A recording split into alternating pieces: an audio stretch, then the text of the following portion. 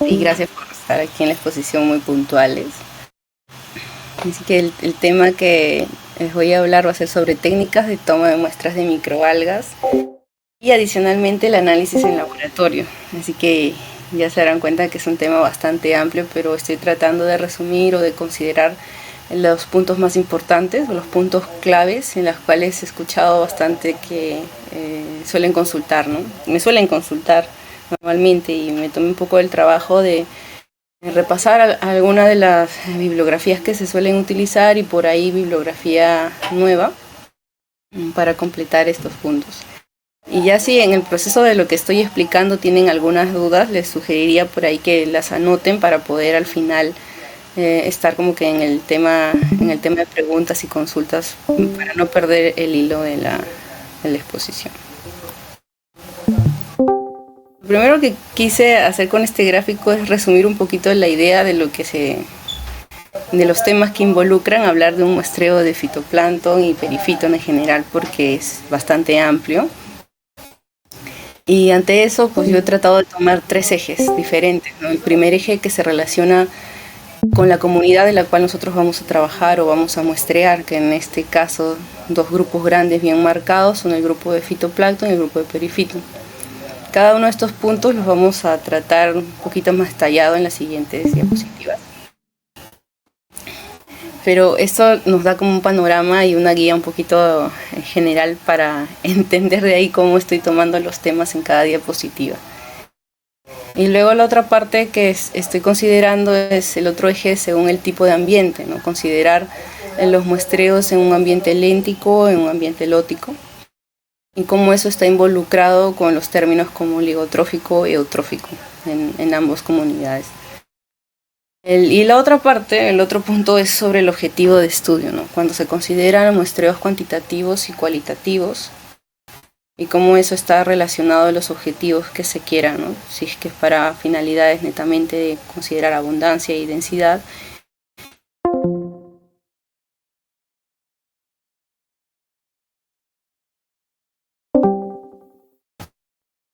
Bueno, comenzamos con el muestreo de fitoplancton, ¿no? Para entender un poquito a qué ambiente o qué características tienen estos ambientes y nosotros nos enfocamos en tomar principalmente la comunidad de fitoplancton, es que justamente estos organismos se desarrollan en una columna de agua, ¿no?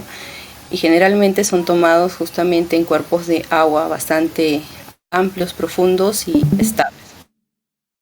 Entonces, ante eso nosotros tenemos que reconocer que al fitoplancton los vamos a encontrar distribuidos, tanto en un área horizontal del lago y en un área o en un eje vertical también, ¿no? Dependiendo hasta qué punto puede llegar a desplazarse la zona fótica. Los aspectos que se pueden considerar para esto también en cuanto a la toma de muestra de fitoplancton es el hecho de considerar en un estudio muestras netamente a nivel superficial. El otro también es considerar muestras a profundidad, ¿no? Muestras estratificadas. Y la otra parte son de muestras concentradas, en el caso de muestras de diversidad, muestras de composición. Y todos estos puntos también los voy a detallar un poquito en las consideraciones que se tienen que tomar en cuanto al dispositivo que uno utilice, los materiales en general y cómo tomar las muestras, ¿no? Pasando a la parte de equipos y materiales, justamente está el hecho de saber que las muestras de fitoplancton pueden ser tomadas con botellas hidrográficas, como ven en las imágenes, con redes de plancton y también con baldes, o sea, muestras directas. Y eso también va a depender qué tipo de muestra estoy tomando. En la práctica, de hecho, la mayoría de estudios de rutina o estudios de consultoría es muy común utilizar las redes de plancton, ¿no? Y obtener muestras cuantitativas a través de las redes de plancton. Ahí también vamos de repente a discutir un poquito, a comentar sobre estas diferencias, ¿no? En el utilizar una red de plancton o una muestra directa. Un aspecto importante también en cuanto a los materiales es asegurarnos de tener frascos herméticos de doble tapa, porque si pasa continuamente el hecho de no poder cerrar bien las muestras genera un gran problema, porque en el transporte muchas veces las muestras llegan a mitad de llenado, se pierden en el camino, ¿no? Entonces eso también genera pues cierto sesgo al momento de analizar las muestras. Y dentro de esto, los otros aspectos al momento del transporte es asegurarse de que todo tipo de muestra de fitoplancton esté protegida de la luz en completa oscuridad. Y otra cosa que se me estaba pasando, y hermético, ¿no? Obviamente hermético y en oscuridad. Y también la parte del proceso de preservación o fijación de la muestra, que eso también es un punto que ahora vamos a detallar más adelante. Cuando hablamos de los muestreos en la parte de fitoplancton, otra cosa a considerar es el tema del espectro de tamaños que nosotros estamos evaluando. Y esto es muy importante porque, como ya les comenté hace un rato, el uso habitual de las redes de plancton hace que de alguna forma concentremos o nos quedemos con un espectro corto de tamaño y obviemos otros tamaños dentro de la comunidad.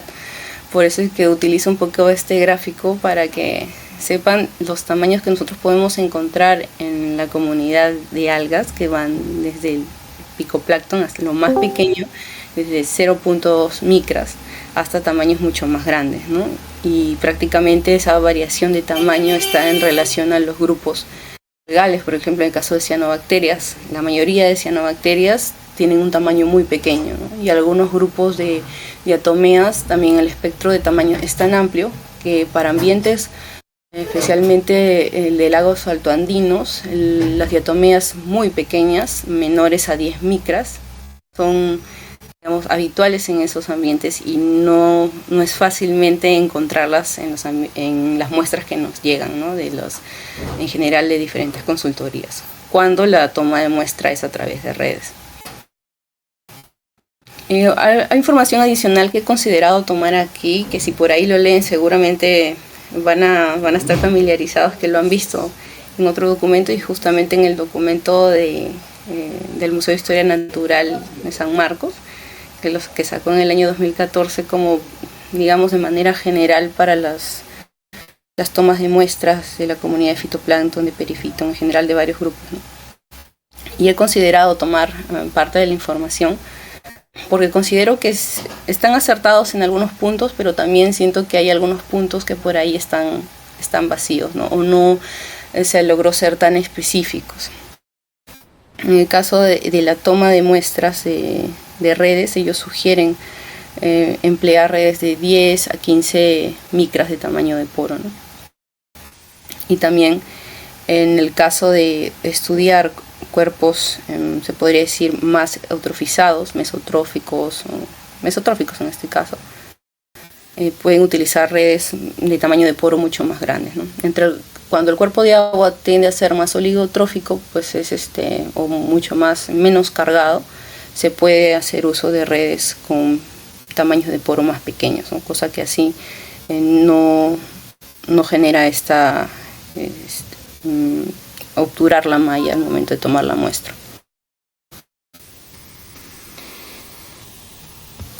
Y otro aspecto importante también es cuando la muestra se hace en toma directa, ¿no? La toma directa ya sea a través de botellas hidrográficas o a través de baldes, o incluso directamente con la botella si es que nosotros nos brindan el material de plástico de 1 litro aproximadamente. El documento que se suele seguir en muchos casos en la mayoría de laboratorios comerciales es el estándar método. Seguramente también ese documento lo habrán escuchado y cada cierto tiempo tiende a actualizarse, ¿no? En este caso la información que estoy tomando ahí es del estándar método del 2012, que diferencia entre los tipos de ambiente oligotrófico y en este caso eutrófico y qué volumen debería considerar, ¿no? Entonces, si hago una toma directa para un ambiente oligotrófico, me convendría tomar una muestra como mínimo de 1 litro hasta más. Si yo considero un ambiente eutrófico, entonces los volúmenes de toma directa serían en el rango de entre 0.1 litro hasta 1 litro, dependiendo cómo esté la densidad del ambiente. Ojo que en estos casos la teoría nos dice cosas bien puntuales, pero a veces importa mucho el criterio al momento del muestreo, ¿no? Bueno, ahora en la parte de perifitón, que es uno de los puntos también bastante complejos, y con eso pueden ver a través de las imágenes que les estoy mostrando toda la comunidad que puede vivir en tan solo unos cuantos centímetros de superficie o de hábitat, ¿no? Pueden ver ahí la diversidad de formas que pueden encontrar, ¿no? Desde no solamente diatomeas, como en el caso de mi parte derecha, que ven ahí las muestras, que ven ahí diferentes tipos de algas, ¿no? De diferentes tamaños, formas y grupos y géneros, ¿no? Sino también otros tipos de cianobacterias, algas verdes, todas ellas ejerciendo algún tipo de morfología para poder adherirse a los sustratos. Creo que hay bulla por ahí. Por favor, sus micros.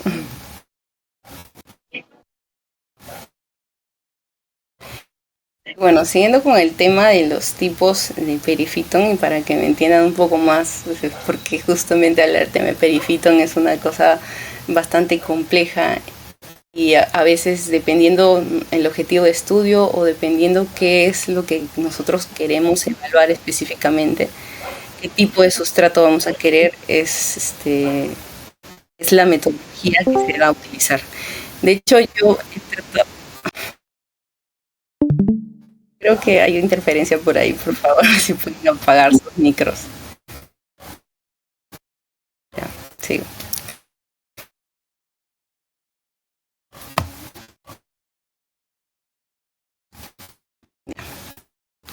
Entonces, este gráfico que les estoy mostrando prácticamente resume y define varios términos utilizados en el ámbito del estudio de perifitón, ¿no?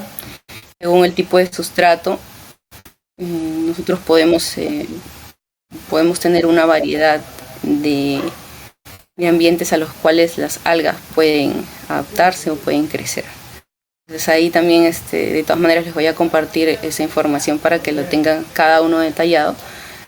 Pero básicamente o de manera general nosotros podemos entender que vamos a encontrar perifitón tanto en la parte superficial de un sustrato y también en la parte interna o dentro de un sustrato, ¿no? Así como también dos tipos grandes o importantes de sustratos que se pueden separar aquí son los sustratos duros, generalmente las rocas, piedras, incluso hasta tallos o troncos se consideran sustratos duros también. Y por otro lado el tema de sustratos blandos, ¿no? Que sustratos en sedimentos limosos, arenosos o también de plantas o macrófitas con estructuras muy blandas. Toda esta comunidad, obviamente del perifitón, no se puede mencionar sino también acompañado a veces de las comunidades del ticoplancton y meroplancton, que son comunidades muy dinámicas porque tienen una relación tanto de la parte bentónica con la parte pelágica o con la columna de agua, especialmente para ambientes yo podría decir ambientes someros, ¿no? Ambientes someros y con ligera turbulencia, mezcla constante del cuerpo de agua. Por eso que ante tanta diversidad de sustratos es que también tenemos varias herramientas que se pueden utilizar para poder extraer esas comunidades, ¿no? Entonces yo he tratado de dividir también los materiales que se suelen utilizar tanto para sustratos duros como para sustratos blandos, ¿no? Entonces, un poquito para reconocer lo que tenemos aquí, porque disculpen que no les haya puesto el nombre a cada una de esas cosas, pero en la parte de sustratos duros está el cepillo, que creo que es la herramienta para el tema de perifitón que casi la mayoría conoce y siempre en campo se usa mucho. Y también está el tema de las cuchillas, ¿no? Para poder facilitar el raspado justamente en estos sustratos duros. Por otro lado también tenemos estos tubos de PVC y a veces estos tubos de PVC para poder extraer muestra con un área conocida, definida, en este caso el área del tubo, que se pueden adherir a estos sustratos en la cual nosotros no podemos extraer el material, ¿no? Entonces podemos, digamos, delimitar esa área a través de estos tubos de PVC, rasparlas, o puede ser con un cepillo, con algún pincel, y después succionarlas con la pipeta, ¿no? En el caso de sustratos blandos, también existen dispositivos como tipo core que que se sabe el área delimitada y que se puede extraer la parte superficial o unos cuantos milímetros de sedimento, ¿no? Sedimento limoso, sedimento arenoso. También existe una forma de metodología en la cual se utiliza las placas Petri, digamos, volteadas, ¿no? Ya con el área conocida de la placa Petri se posa dentro de un sedimento blando, y ahí digamos, con la espátula se corta en la parte de abajo y se puede extraer todo ese material, ¿no? De material blando. Igual en el caso de las jeringas también tienen la misma finalidad de extraer sustrato blando, ¿no? Y bueno, los materiales generales, o los materiales que en ambos grupos se pueden utilizar, está el tema de las bandejas. En el caso que nosotros saquemos sustratos como tallos, plantas o piedras pequeñas, porque en algunos casos yo he visto que también no solo hacen un raspado de las piedras directamente de la piedra a la muestra, sino también lo posan en bandejas y se aseguran de raspar todo el área que puedan. Generalmente esto para estudios cualitativos, raspan prácticamente todo lo que encuentran en la piedra y lo depositan en las bandejas, y de ahí a los frascos. El tema de la pinceta con agua destilada también es un punto bien importante, justamente para poder limpiar entre raspado y raspado en cada punto de muestreo y no mezclar las muestras, ¿no? Y el tema del preservante también, ¿no? El formol, el ugol, que vamos a más adelante demorarnos un poquito en hablar sobre ese tema. ¿Qué pasa acá? No, esto no. Acá. El otro tenía que borrarlo. En el caso de los sustratos duros, como ven en las imágenes, lo principal es delimitar un área, ¿no? El área de raspado es una de las cosas que se tiene que tomar en cuenta todo el tiempo cuando se hagan análisis cuantitativos. Y en este caso se recomienda un área de 10 por 10 centímetros cuadrados o 100 centímetros cuadrados, que pueden ser distribuidos en pequeñas porciones que al final hagan que todo sume 100 centímetros cuadrados. Y eso dependiendo también la facilidad del ambiente, ¿no? Si yo quiero solamente considerar una sola piedra, o si puedo considerar de preferencia varios tipos de rocas, ¿no? Con esas porciones de área, y hacer una muestra integrada. Luego de eso nos aseguramos una vez de hacer los raspados, enjuagar con agua destilada, ¿no? dentro del recipiente. El tema del volumen aquí es un poco referencial. Yo estoy considerando enrasar, digamos, la muestra, o hacer que el agua de enjuague llegue a 100 milímetros aproximadamente, pero eso es indistinto, ¿no? Puedo hacer menos de ese volumen, o puedo hacer un poco más de ese volumen, porque el tema de este volumen que es llevado al laboratorio yo también lo puedo medir, porque es un dato que entra dentro de la fórmula, que eso también lo vamos a ver al final, porque ya en la parte de análisis a nivel de laboratorio. Bueno, y la tercera parte de tomar esta muestra es la preservación, ¿no? Ya sea con Lugol o con formol, con lo que se nos haya dado, con cualquiera de los dos. La preservación es sumamente importante, porque si es que la muestra no llega al laboratorio con el debido preservante, se pierde, ¿no? Se pierde bastante, el material se daña, ¿no? Igual también lo vamos a discutir más adelante con el gráfico que había preparado para esta exposición.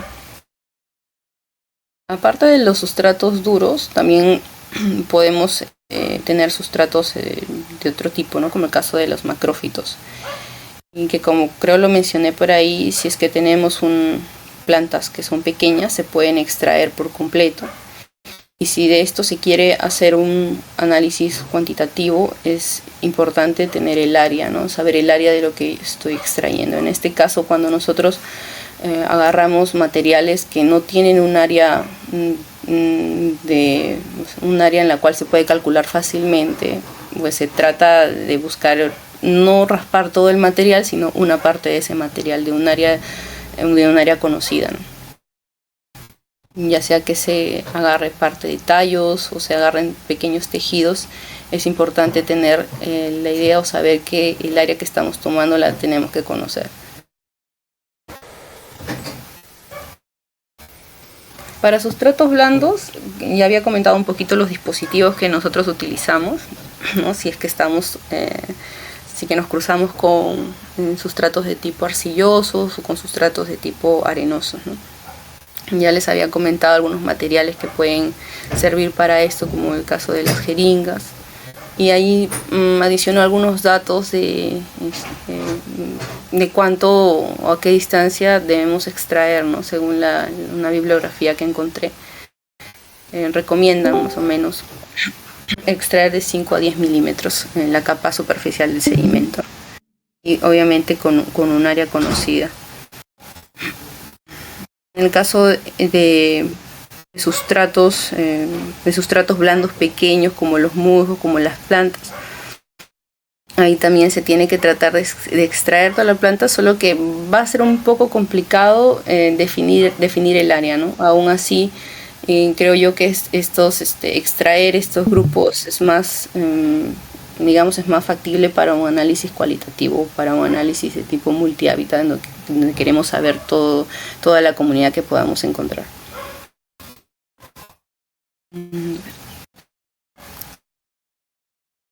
Ya. Bueno, y ahora que ya comentamos el tema de perifito y de fitoplancton de una manera bastante fugaz, porque es muy largo todavía todo este tema, me pareció importante demorarnos un poquito en el aspecto de la preservación y la fijación, porque la literatura a veces tiene vacíos y en otros casos no es muy claro, ¿no? Entonces aquí, por ejemplo, yo he tomado autores del documento, lo que menciona el documento de la San Marcos, lo que menciona el estándar métodos de la edición del año 2012, otro documento de la UNESCO, que también es un documento bastante completo en cuanto a todo el aspecto que tiene que ver con el muestreo de fitoplancton. Y un documento adicional de Arocena, que por ahí suelo consultar, ¿no? De vez en cuando. Entonces aquí la mayoría de los autores coincide con el uso del formol, de la solución de Lugol, incluso del fijador M3, ¿no? Que como ven ahí, es una mezcla de formol, yoduro de potasio y ácido acético. Es lo que, digamos, se podría decir lo que más mencionan en la literatura. De hecho, hay otros preservantes adicionales, pero que imagino yo como son documentos extranjeros, tienen la facilidad de utilizarlos en otras partes. Aquí en Perú difícilmente han utilizado, por ejemplo, glutaraldehído o otro tipo de preservantes, que imagino yo deben ser más complejos conseguirlos, ¿no? Porque el formol, de todos estos tres preservantes, el formol es el más barato y es el de más fácil acceso. El Lugol viene a ser el segundo, pero aún así no siempre las muestras vienen con Lugol. Están muy acostumbrados a utilizar más la formalina, ¿no? Entonces, el caso del documento del museo menciona el utilizar 0.5 mililitros de Lugol por cada 100 mililitros de muestra. Con esa relación nosotros ya podemos extrapolar a la cantidad de preservante que le vamos a echar dependiendo de la cantidad de muestra que vamos a tomar. En el caso de formalina, menciona que es una formalina que tenemos que llevar la concentración a 4 al 5%. No nos dice cómo, pero está ahí, esos son los valores que menciona, ¿no? En el caso del documento del estándar método, ya vienen a ser un poquito más específicos en trabajar con 3 tipos de soluciones de Lugol, ¿no? La más habitual es solución de tipo ácido, y ahí pueden ver un poco la receta y la diferencia entre las recetas ácido, alcalino y bueno, el neutro, que el neutro sí le quita tanto el ácido acético como el acetato de sodio, en el caso del alcalino, ¿no? y después la receta es tal cual. El hecho de hacer un Lugol ácido es porque apunta a una determinada comunidad. En este caso, gran parte de las comunidades algales están bien preservadas con el Lugol de tipo ácido, ¿no? El detalle es cuando algunos organismos que tienen en su composición, está compuesto de carbonato de calcio, se ven bien afectados si es que yo utilizo una solución de Lugol de tipo ácido, ¿no? Entonces es ahí donde sale la opción de utilizar un Lugol alcalino o incluso un Lugol neutro. Igual, tanto el formol como el ácido tienen sus acepciones para algunos grupos de algas, ¿no? Y también tienen ciertas ventajas. Por ejemplo, las ventajas en el caso del uso del Lugol para la técnica de Utermann, una técnica que te voy a explicar después en la otra diapositiva, es el hecho de que favorece a la sedimentación, a la rápida sedimentación de todos los organismos, y eso hace que el tiempo de esperar esa sedimentación se acorte, ¿no? Para el análisis cuantitativo fitoplancton. Pero por otro lado tiende a tener la desventaja de teñir casi la mayoría de grupos como las euglonofitas o las clorofitas, y eso no permite poder analizar o poder ver sus ciertas estructuras de carácter taxonómico, así que dificulta bastante por ese lado, ¿no? Y ahí ya viene a tallar entonces poder preservar con formol algunos de esos grupos, ¿no? La literatura, en el caso del estándar métodos, menciona una cantidad de 0.3 milímetros por cada 100 de muestra, o 0.7 milímetros por cada 100 mililitros de muestra. En este caso no hay mucha diferencia de 0.3 a 0.7, solo hay que tener cuidado en el tema de qué tipo de muestra tengo yo. Si tengo una muestra muy transparente, una muestra que viene de un cuerpo de agua oligotrófico, yo voy a tranquilamente poder echarle 0.3, ¿no? Hacer que al final la muestra tenga una coloración de tipo T, que no esté tan oscuro, ¿no? Un ligero color T es lo adecuado, ¿no? En el caso que yo tenga una muestra bastante cargada, sí me conviene echarle un poquito más, que mantenga esa coloración T, pero que también me asegure de que en todo el proceso de transporte, de llegada al laboratorio, se siga manteniendo el preservante, porque en el camino, en el uso del Lugol, como es fotosensible y es volátil, en el camino se puede perder, ¿no? Entonces, con adicionarle un poquito más, me aseguro de que la muestra en general esté bastante preservada, justamente las que son bien cargadas, ¿no? Porque tienen tanto contenido de algas, materia orgánica en general, entonces eso, si es que no se preserva correctamente, se descompone fácil, ¿no? Una cosa adicional qué cosa adicional aporta el documento de UNESCO en cuanto al tema de la preservación. Trabajan ellos con una formalina, si no me equivoco, tamponada. ¿Dónde está? Eso justamente para evitar, digamos, los problemas que puede generar un formol normal, ¿no? Y el volumen que están considerando acá es muy parecido al anterior, 0.2 a 0.5 en el caso del Lugol por cada 100 mililitros de muestra. Después, el tema aquí también con el autor Arocena, que sí nos habla de trabajar con las diluciones y las concentraciones del formol. Sabemos que el formol comercialmente lo podemos encontrar 37%, 40%, pero eso es bastante fuerte y hay que bajarle la concentración junto con la muestra, ¿no? Entonces, para lograr esa concentración del 4 al 5%, es que se toma de ese formol comercial un valor de 5 a 10 milímetros por cada 90 mililitros que tome de muestra. Entonces así logro esa concentración y es la concentración adecuada de preservación. Claro que aún sigue siendo bastante letal y bastante dañino, cancerígeno y todo, y es una cosa que hay que tomar bastante seguridad del tema. Sigue siendo complicada esa situación del uso del formol, porque a comparación del Lugol, el formol sí está 100% comprobado es cancerígeno, ¿no? A ver, sí.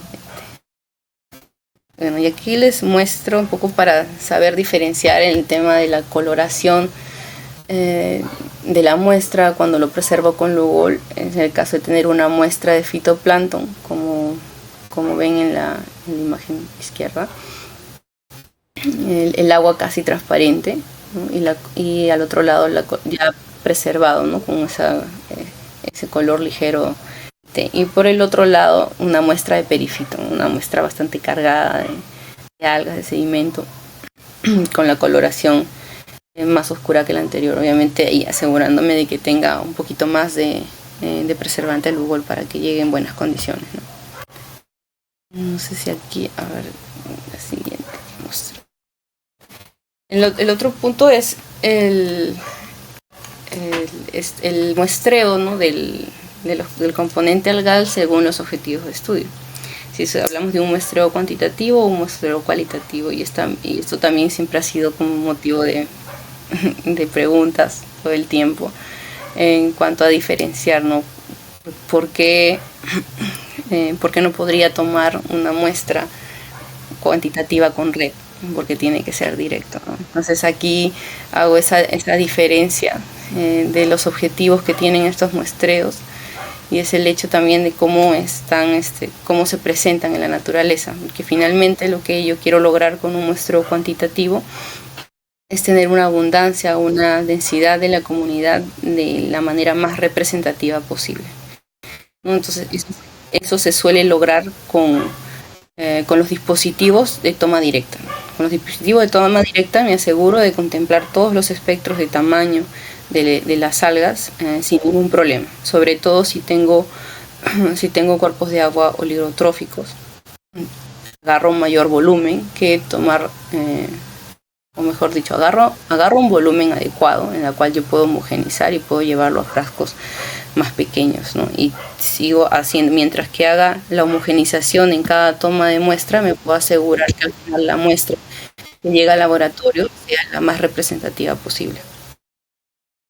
Y justamente eso lo menciona ahora el documento actual del 2003 del estándar métodos, que recién lo ha sacado, y han habido ciertos cambios o al menos ciertas separaciones en los temas, porque juntaban mucho, no separaban, ¿no? Cada punto que tomaban en cuenta, y ahora ya lo he mencionado, esas diferencias entre estos muestreos cuantitativo y cualitativo para fitoplancton.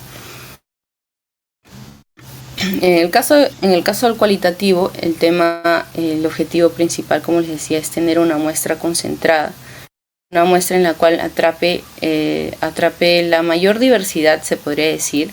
Aún así, nosotros vamos a perder, dependiendo del tamaño de poro que utilicemos, vamos a perder cierta información de las algas más pequeñitas, a menos que por el efecto se podría decir, de obturación de la malla, puedan lograr quedarse algunas de ellas ahí, ¿no?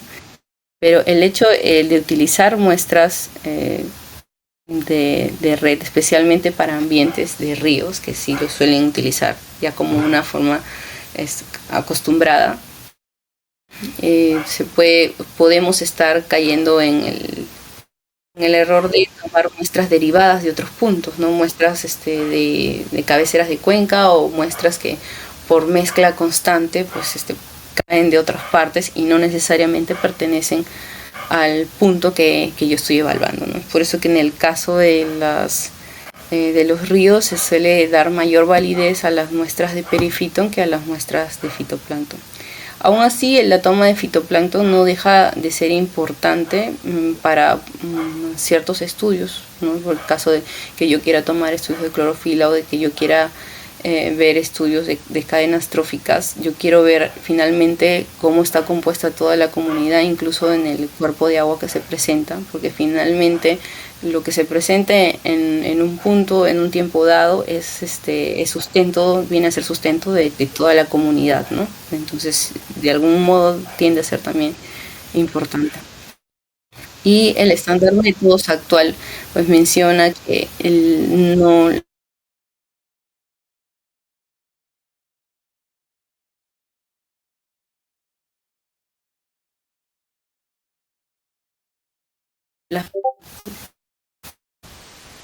termina el tema del muestreo. No sé si de aquí tienen alguna pregunta o varias preguntas, no lo sé, porque de ahí vamos a pasar al tema del análisis a nivel de laboratorio con las muestras.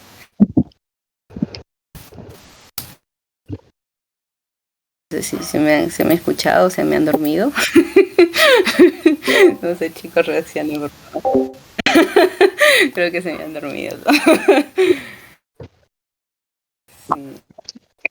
Para no perder el hilo del tema, si podrían hacerme algunas consultas adicionales antes de pasar a la parte de análisis de laboratorio, ¿no?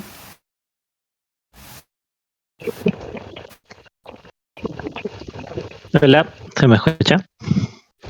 Sí, Gustavo. ¿Qué tal, Ana Lu? Buenas noches con todos. Mi conexión no está muy buena. Creo que al comienzo no se escuchó muy bien, pero creo que hablaste un poco sobre la zona fótica.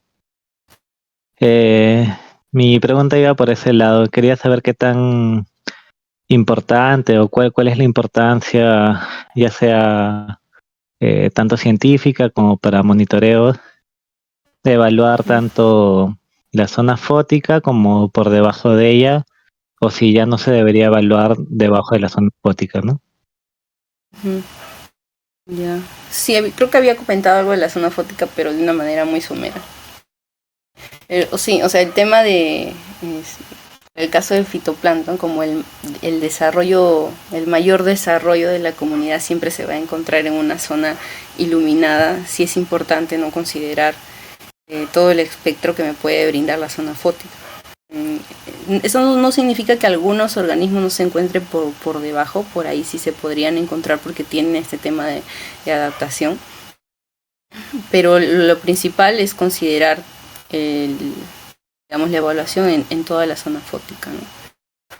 Y bueno, eso dependiendo también de los temas de cómo es el cuerpo de agua, ¿no? Si estamos hablando de un cuerpo de agua con una zona fótica en la cual está constantemente en mezcla, o sea, si no es una zona, digamos, intermedia, no tan profunda, vendría a ser también hasta cierto punto importante poder tomar en cuenta las muestras de un poco debajo de la zona fótica, ¿no? No sé si eso responde a tu pregunta, Gustavo. Igual si no, si hay algún vacío, de todas maneras puedes seguir preguntando.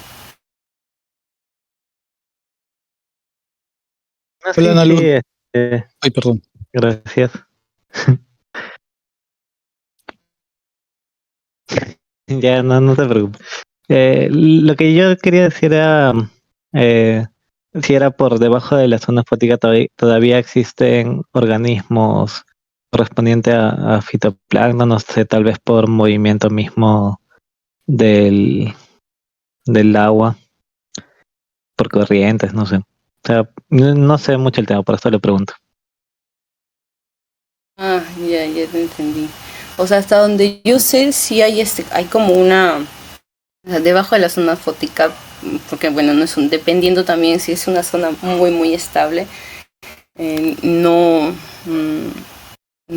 he escuchado, no he leído mucho si es que debajo de esa zona están, hay organismos ahí, ¿no? Viviendo, porque hay se podría decir, está el tema de ciertas algas que tienen adaptaciones a condiciones un poquito más extremas y pueden interactuar debajo de las condiciones de luz normal, ¿no? Y se pueden encontrar ahí, pero no te sabría decir con exactitud en un cuerpo de agua con una zona fótica bien marcada, ¿no? De repente en cuerpos de agua que sí están habituados con el tema de mezclas o turbulencias, en ese sí, ¿no? En ese sí es probable encontrar todo el tiempo, incluso por debajo de la zona fótica.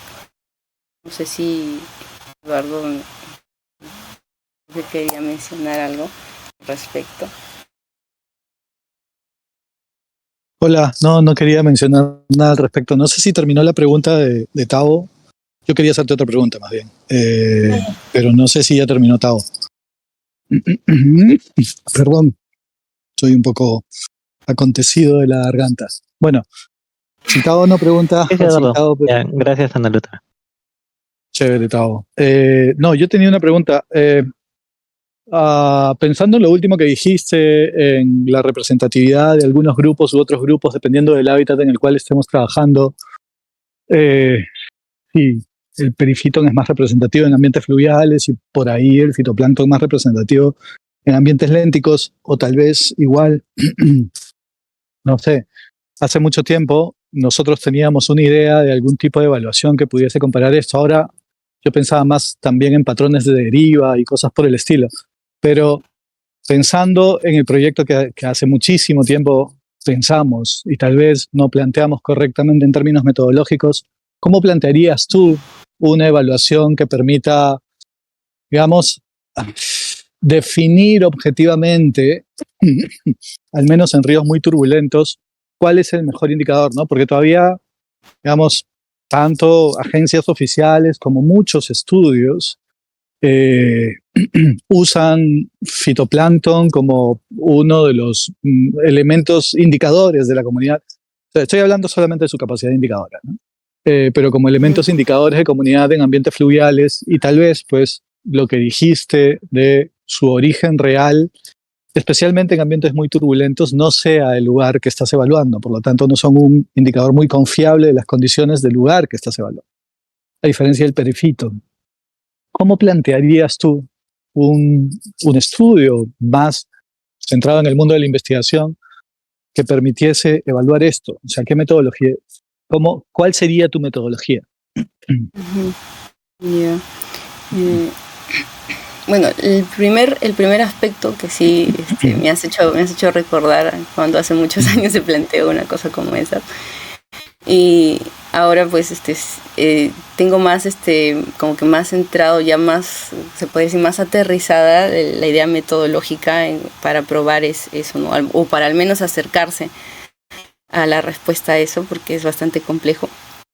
Pero el hecho estaría más en enfocarse no tanto en una distribución, digamos, distribución en diferentes lugares, sino más que todo en una zona puntual de un cuerpo lótico, de un río, y verlo en el tiempo, o sea, constantemente, ¿no? Para eso convendría mucho más no solo trabajar con análisis de sustratos naturales, sino también con sustratos artificiales, que eso sí lo había leído bastante. Yo nunca he puesto en práctica el tema de sustrato artificial, pero sí lo he visto bastante porque toman en cuenta los ciclos de toda la comunidad en general, ¿no? Entonces los ciclos de poner desde digamos, la comunidad cuando recién está creciendo hasta el ciclo máximo de la comunidad, ya cuando ahí empieza a decaer y empieza a morir, ya sea por temas de turbulencia o por temas de que otros organismos empiecen ahí a comerse el perifitón y todo eso, ¿no? Entonces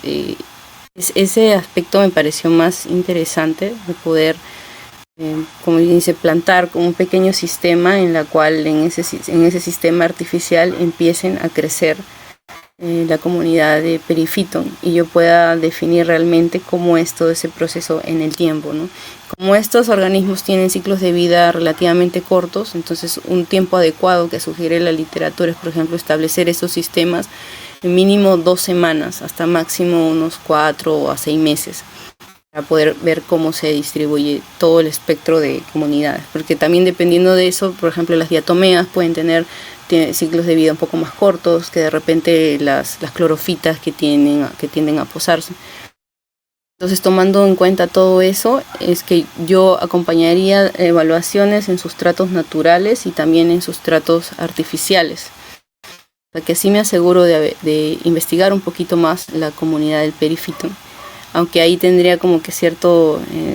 Claro, podría acompañarlo con una evaluación de fitoplancton para saber realmente qué está cayendo en ese momento, ¿no? Mientras que yo estoy por ahí poniendo mi sistema para perifitón y me voy a asegurar realmente qué es lo que voy a encontrar, mientras que por el otro lado voy a poder compararlo con mis muestreos de fitoplancton y saber que realmente está cayendo otra cosa o de repente está cayendo parte de la muestra que se ha posado en el perifitón y que ha sido desprendida, ¿no? Entonces eso siento yo que podría ser una comparación más adecuada, ¿no? Ya no enfocarme en tomar todo, digamos, una distribución en terreno, ¿no? Desde la parte de abajo hasta la parte de arriba, sino enfocarme solamente en un punto en particular y hacer mis muestreos en el tiempo. Ok, gracias. Gracias a ti, Eduardo. No sé si alguien más tiene alguna pregunta.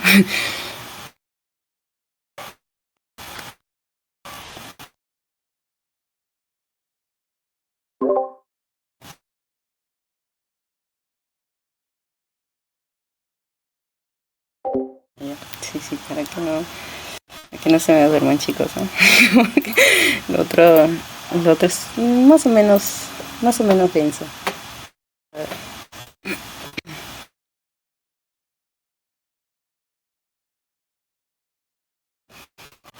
Ya, ahora pasamos a la parte de la metodología para un análisis cuantitativo de las muestras. Y aquí estoy haciendo énfasis primero en la técnica de Segwit-Rafter, que se utiliza tanto para fitoplancton y perifitón.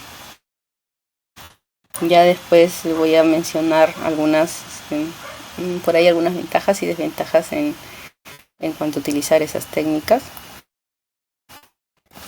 Pero en el caso hago énfasis en el análisis con Segwit-Rafter para el fitoplancton, porque también es de alguna forma para ciertos lugares una limitación, ¿no? Ya que la otra técnica que les voy a mencionar al final es un poco más costosa, y la de Segwit-Rafter en ese sentido es más factible como herramienta fundamental, no solamente para la parte comercial, sino incluso para la parte de investigación. Y eso también porque dependiendo de la naturaleza de las muestras, nosotros podemos utilizar perfectamente una cámara de Segwit-Rafter, que como ven en la imagen tiene las características o tiene, digamos, las dimensiones para poder captar un volumen de 1 mililitro de la muestra que me llega al laboratorio, ¿no? Entonces pongo un poco los pasos a seguir, y uno de los procesos más importantes que se realizan, ya sea para una muestra de perifitón o para una muestra de fitoplancton, es el proceso de homogenización de la muestra. Entonces en eso recalco siempre todo el tiempo, porque si no se realiza ese proceso, entonces nosotros no podemos asegurarnos que finalmente cuando yo tenga la muestra en volúmenes más pequeños pueda ser extrapolado o pueda ser representativo, ¿no? Entonces ese es un paso que no se nos puede pasar. El otro es el hecho de tomar un volumen, una alícuota, en este caso de 1 mililitro. Y para hacer el uso de la cámara de Segwit-Rafter, como ven en la imagen, también tiene como que su truquito, ¿no? Al momento de colocar primero la tapa y echar la muestra desde una esquina, ¿no? Para asegurarnos de que se esté haciendo una buena distribución, no solamente de la esquina superior, sino también de la esquina inferior. El siguiente proceso sería esperar un poco a que la muestra se asiente, ¿no? Aproximadamente con unos 5 minutos nosotros nos podemos asegurar que toda la muestra ya está depositada en la base para su lectura. Entonces, con esta técnica de Segwit-Rafter nosotros podemos leerlo fácilmente en un microscopio compuesto. Para eso también tendríamos que asegurarnos, o sería bastante beneficioso, de que el lente o el objetivo del microscopio pueda tener o tengamos uno de valor de 20x. Porque generalmente los microscopios tienen valor de 10x, de 40x y de 100x. Entonces, cuando nosotros hacemos lecturas a 10x, ya se podría decir para un ojo un poquito más experimentado, un poquito más experto, con más tiempo, ¿no? de poder ver todas estas muestras. En el caso nosotros en laboratorio, cuando utilizamos esta técnica y a veces a primera vista tenemos 1 mililitro de muestra y no se logra ver ciertos organismos o no podemos asegurar lo que es, antes de poder pasar este proceso nosotros hacemos lecturas, hacemos una evaluación en cámaras, no cámaras, sino cubreobjetos, portaobjetos. Cosa que con esa herramienta podemos asegurarnos de ver la muestra hasta 1000x, ¿no? En aceite de inmersión, y ahí sí nos podemos asegurar realmente lo que estamos viendo, ¿no? Una vez que nosotros tenemos todos estos resultados y los sistematizamos a unas plantillas de Excel, tenemos que hacerle una transformación también, ¿no? O sea, lo que nosotros primero vamos a hacer, que son los conteos, y para eso también vamos a tomar ciertas estrategias que les voy a explicar más adelante, o que les voy a mostrar más adelante. Necesitamos hacerle una transformación final, ¿no? Justamente porque para las muestras de fitoplancton, en este caso, hemos tomado un volumen digamos, por red. Si es que lo han tomado por red, hay un volumen ahí, o si no, si es una toma directa también, ¿no?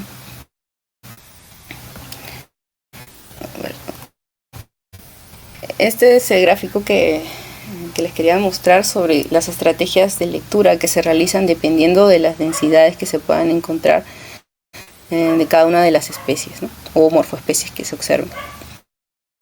Y esto también es importante, y es una cosa que lo contempla en la bibliografía, en el estándar métodos también, el tema de los conteos, ¿no? Entonces, si yo puedo, a pesar de tener 1 mililitro de muestra, si es que en ese mililitro tengo ciertos organismos o ciertas morfoespecies que son demasiado abundantes, no es práctico leerse todo el mililitro de muestra, ¿no? Entonces, para eso las estrategias se van a tomar según lo que yo encuentre en la muestra. Si por ejemplo tengo una especie, y en este caso estoy haciendo ejemplo de bola, estrella y cruz, si tengo una especie muy abundante como el caso de cruz, que pasa de un límite que la bibliografía sugiere, límite de 50 organismos en un campo, entonces si yo tengo más de 50 en mi campo, sería suficiente como para yo poder parar el conteo y extrapolarlo después, ¿no?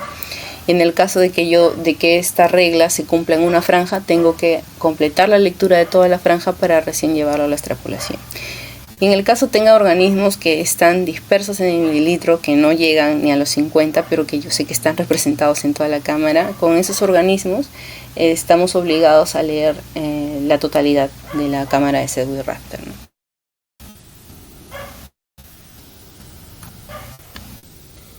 Para el tema de los cálculos, que ahorita lo vamos a ver, también es importante saber las dimensiones, o saber cuántos cuadros está compuesta esta cámara de Pseudoraptor, ¿no? Horizontalmente estamos hablando de 50 cuadros y verticalmente 20 franjas, ¿no? Lo cual hacen un total de 1000 campos que van a ser importantes al momento de hacer las lecturas, ¿no?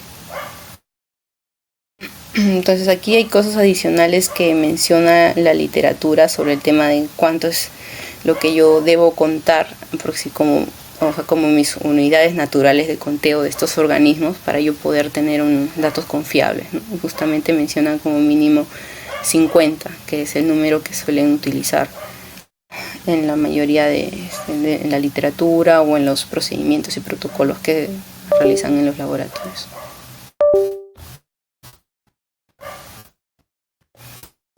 Ahora, para la sistematización de resultados, que también ha sido siempre una pregunta constante de cómo es que obtienes esos resultados, es justamente como ven en la parte de acá en este cuadrito que dice morfoespecies, y yo tengo tres morfoespecies que tienen una representatividad en la cámara de manera diferente, ¿no? Una que apareció que tuve que leer toda la cámara, otro que apareció en una franja y otra en un solo cuadrito, ¿no? Y que al final yo tengo un valor, después de haber aplicado las fórmulas, las conversiones y todo, un valor mucho mayor de mi data cruda, ¿no?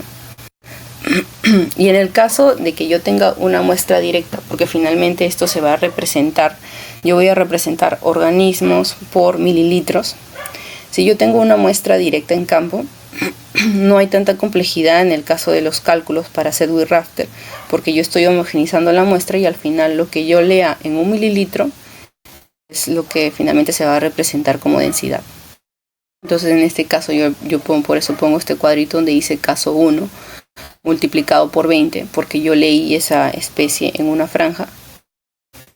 El caso 2 no hay variación, significa que lo que yo haya contado porque leí todo el mililitro va a ser igual representado, ¿no? 6 organismos por mililitro.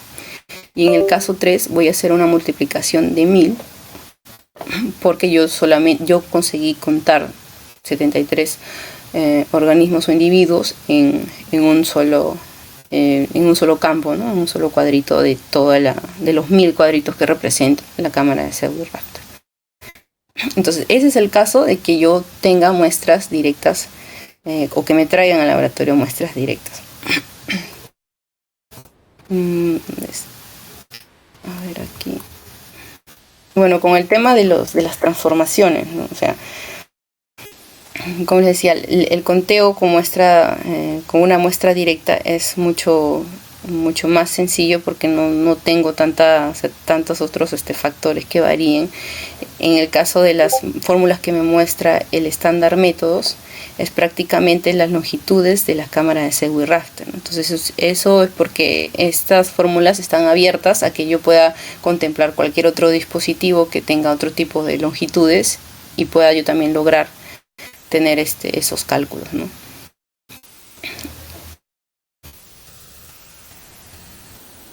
Ahora, ¿qué pasa en el caso de que las muestras vengan de filtrados con redes, ¿no? Ahí sí hay una pequeña variación, o sea, hay un ajuste final en los resultados. O lo más adecuado sería sí o sí hacerles unos cálculos adicionales, ¿no? Porque aquí es un poco entender que tengo una muestra filtrada y no puedo sacar mis resultados directamente, justamente porque lo que yo tenga en el frasco no es el volumen real, ¿no? Sino viene de una muestra que ha contemplado un mayor volumen. En este caso estoy poniendo de ejemplo, si yo hubiera filtrado 20 litros y esos 20 litros lo llevo a un frasco con una capacidad de 250 mililitros y al final yo lo leo en una cámara de Segwit Raster con un volumen de 1 mililitro.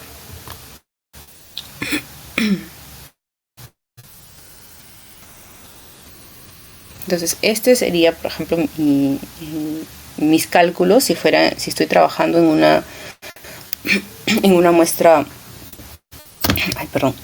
en una muestra filtrada, ¿no? Entonces aquí hay una serie de reglas de 3. Espero que no confundirlos en este tema, pero por ejemplo en el caso que nosotros nos enfoquemos en navícula SP y yo tuve un conteo de 1040, ¿no? Ese conteo de 1040 lo logré en un mililitro, ¿no? Aquí no importa al final si es que en ese mililitro lo extrapolé, o sea, si es que la especie, como sea que se haya representado, si sea poco abundante o muy abundante, lo que fuera, y al final yo voy a hacer ese cálculo llevado a 1 mililitro. Entonces ya tengo esta cantidad, conté esta cantidad en ese mililitro de la cámara de Segwit Raster, pero yo trabajé o me trajeron la muestra en un frasco de un volumen de 250 mililitros. Entonces en ese caso con mi regla de 3 realmente yo quiero saber cuánto tengo en esos 250 mililitros, porque al final esos 250 mililitros en realidad no son 250 sino son lo que representan en 20 litros. Entonces esos 20 litros, para yo poder recién llevarlo a unidades, en este caso de organismos por litros, organismos por mililitros, tengo que volver a trabajar otra regla de 3, ¿no? Y en este caso, este valor que de 260.000, que es la cantidad supuestamente que tengo en 20 litros, lo tengo que llevar a 1 litro, ¿no? Entonces así es donde obtengo 13.000, que esa es la cantidad que se representa en 1 mililitro. Y si yo quiero transformarlo a otras unidades, en este caso a mililitros, ya estaría hablando de 13 organismos por mililitros. Y 13 organismos por mililitro sería en realidad la representación que tiene esa especie en 1 mililitro y no los 1040 que yo conté en un inicio, porque esto viene de una muestra filtrada. Entonces esa es la gran diferencia en los resultados cuando me traen una muestra de toma directa y una muestra filtrada. Entonces ahí con ese tema sí ha habido mucha controversia, porque sí ha habido discrepancias entre resultados y resultados en la parte de consultorías, en la parte comercial con estas muestras, ¿no? Entonces no me dejarán mentir, muchos de los chicos siempre hemos tenido que lidiar con ese tema, ¿no? Porque por lograr resultados comparativos, pues no aceptan mucho esa transformación, ¿no? Porque no se compara, o porque de pronto en tus datos tienes datos decimales justamente por esos ajustes que se supone son los ajustes correctos que se debían hacer, pero no aceptan ver su data con decimales, o no les cuadra el hecho de que tengan que hacer esa transformación final a sus datos, ¿no? Porque no son comparativos con evaluaciones anteriores. En fin, pero finalmente esto es lo que se debería hacer todo el tiempo, ¿no? Lo correcto con lo que se debería trabajar para tener las abundancias o las densidades reales en una muestra filtrada. Ahora, en el caso del perifito, y también cuando les estuve comentando de la metodología, porque era tan importante saber el área, y no solamente el área, sino el volumen en la cual la muestra raspada está diluida, ¿no? En este caso, esos valores tanto de la muestra diluida o de la muestra en la cual yo voy a diluir el raspado y el área van a ser parte de una fórmula. Por eso que todo el tiempo se necesita de dato acompañado dentro de una cadena de custodia para yo poder tener los resultados finales de perifito. Igual aquí también hay un proceso de homogenización de la muestra y finalmente la toma de esa alícuota, ¿no? Los pasos son similares como en el caso de fitoplancton, también el hecho de dejar sedimentar 5 minutos y todo, porque estoy utilizando el mismo dispositivo. Bueno, y luego el tema de la sistematización de resultados y la transformación va a tener una ligera variación. Igual aquí también les pongo el mismo ejemplo, para que tengan una idea de cómo de lo que se cuenta, para recordar que en las cámaras de CEDU y raster pues siempre va a haber esa diferencia según la densidad de las especies que aparezcan en ese mililitro. Bueno, y aquí con el tema de la sistematización de resultados, ¿no? Organismos, aquí ya las unidades cambian y estamos representándolos en área, organismos por centímetros al cuadrado, o si lo quieren transformar en milímetros al cuadrado también. Entonces aquí, por ejemplo, yo también puedo hacer una simplificación de mis resultados cuando, por ejemplo, en campo toman 100 centímetros cuadrados como área de muestreo y yo hago una dilución de 100 milímetros. Si hago mi área de raspado de 100 y llevo una dilución de 100 mililitros, entonces mis resultados los simplifico mucho más, porque en la fórmula ya comprobado que sí se cancela arriba abajo varios valores y al final me queda tanto que lo que yo cuente en mi cámara de CEDU y raster y lo lleve al mililitro, o sea, complete mi lectura en el mililitro, es lo que representa finalmente el valor. O sea, lo que me salga en la data cruda viene a ser lo que me sale en la data final, ¿no? Entonces así hay como que una simplificación de los cálculos. Pero eso no significa que yo siempre tenga que quedarme con esos dos valores, ¿no? Justamente la fórmula está para eso. Si es que yo tengo que en campo hacer un muestreo, si tengo se puede decir, mi protocolo dice que tengo que muestrear menos porque de pronto el área es o la densidad que encuentro en una roca es demasiada, entonces voy a limitarme a raspar un área menor, o si de pronto quiero raspar más área, también está abierto a hacerlo, no puedo, para las finalidades que se necesite puedo raspar mucha más área.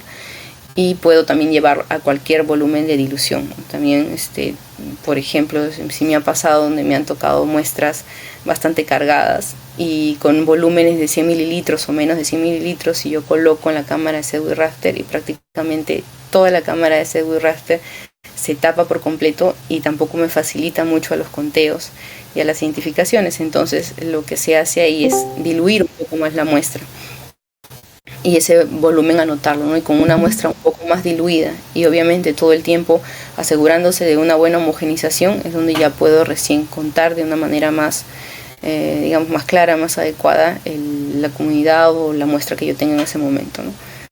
Entonces justamente los distintos valores que yo pueda tomar tanto en el área de raspado y en los volúmenes de dilución, lo llevo a la fórmula estándar, que es la fórmula en la que está el documento del estándar métodos para el caso de perifito. Entonces ahí estoy haciendo justamente un ejemplo, el ejemplo anterior que contamos 58 organismos en solo 2 franjas. Entonces, como la fórmula contempla no solo el hecho que yo pueda contar en toda la cámara, sino también en áreas pequeñas, campos o franjas, ¿no? Y en este caso son los valores que se están considerando aquí, ¿no? Tanto el área total de la cámara o el área de las franjas que yo he contado, el volumen de dilución de la muestra y también el área de raspado en campo, ¿no?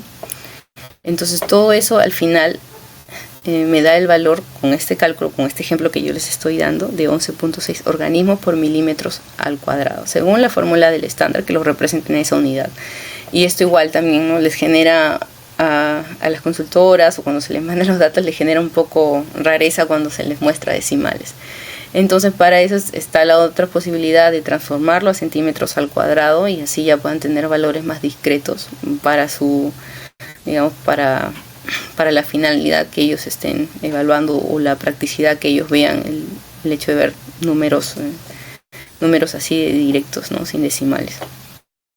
En la práctica, pues el hecho de trabajar con Periphyton sí ha sido, tengo que decir, de todas las evaluaciones, la que siento yo que ha estado un poquito más adecuada dentro de la información de los datos de campo que me brindan, ¿no? Porque sí me brindan la información diaria, y el tema del volumen, yo me aseguro de medir los volúmenes para la fórmula, ¿no? Entonces así no ha habido tanto problema con ese tema, ¿no? Con Periphyton sí respetan bastante el hecho de brindarme el dato de campo de área, ¿no?, que es bien importante.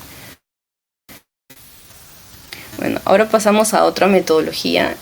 Esta metodología de repente va a ser un poco nueva para algunos, porque es un método más costoso el utilizar la técnica de Utermo, pero sí lo suelen utilizar los laboratorios comerciales, ¿no?, justamente principalmente para el fitoplancton.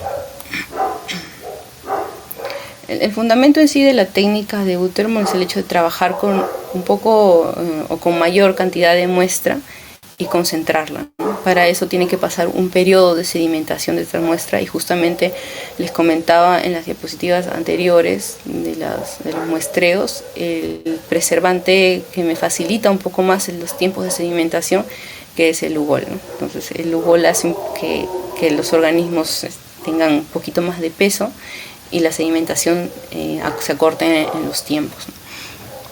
Entonces el estándar método menciona tiempos de sedimentación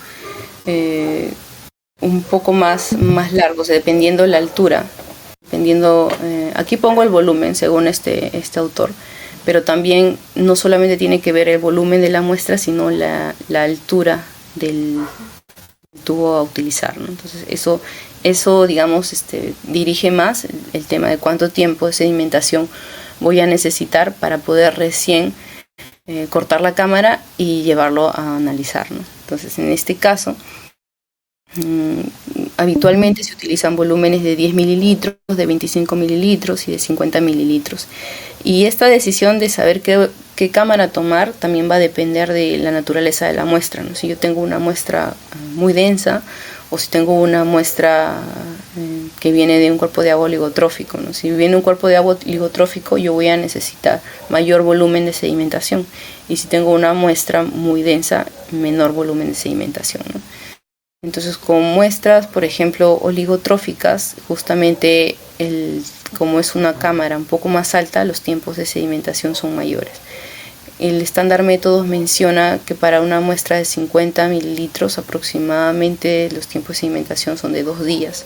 Para muestras de 25 mililitros o para tubos de 25 es de 1 día, ¿no?